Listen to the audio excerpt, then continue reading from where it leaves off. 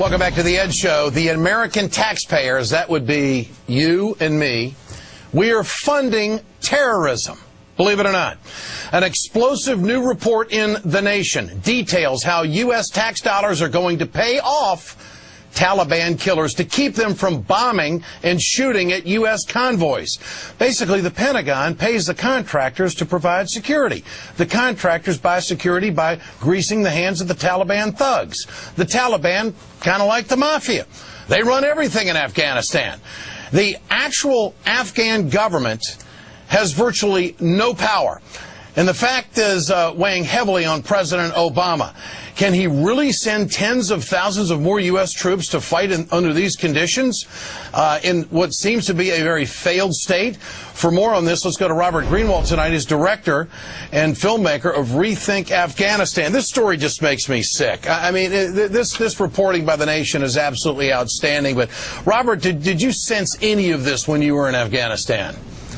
Well, I did, Ed. And first of all, I think we all owe the nation and Katrina an incredible debt of gratitude. We saw what happened in Iraq when the press was not on guard and not doing the investigative work. The nation have been doing this since day one. They had Tom Hayden's great piece. They had Ann Jones' piece on women, and now this. But when I was in Afghanistan, when I was in Kabul, people talked openly about the graft, the corruption, and the fact that it was a combination of both warlords and the Taliban. I drove around the neighborhood, Ed. It was filled with mansions. Right next to these mansions are people starving. And in these mansions were the homes of these corrupt contractors. So it's not only the Taliban, it's the privatization of the military that's such a horrific problem here. Your estimation, if we were to exit tomorrow, start the drawdown, and not put any more troops in there and start getting out, what would that do?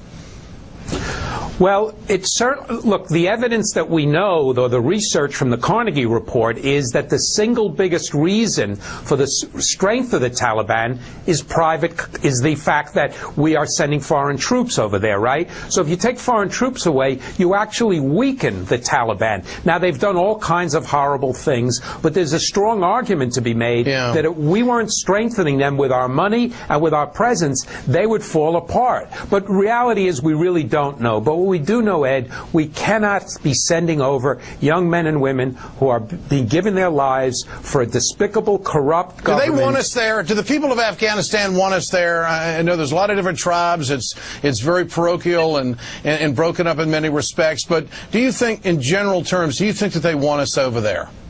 No. It was loud and clear when I was there, the people I talked to. Now, there are certain tribes in certain areas that do, but the majority of the country, I believe, is opposed to the foreign troops. It's an occupation. It's an invasion. I mean, think about it. Who wants foreign troops coming into their homes, knocking down their doors? It would seem to me that this story, I mean, it's extortion money is what it is. Or is this how you fight in today's world now? You just cash whip everybody you can so they don't hurt you.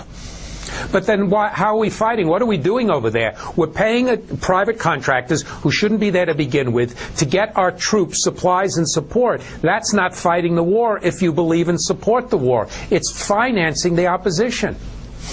Financing the opposition is what it's doing. And do you think that this potentially is the straw that broke the camel's back for the American people? When this story gets out and it gets enough publicity and we realize exactly what's going on, it would seem to me that somebody at the Pentagon is going to have to explain this or deny it.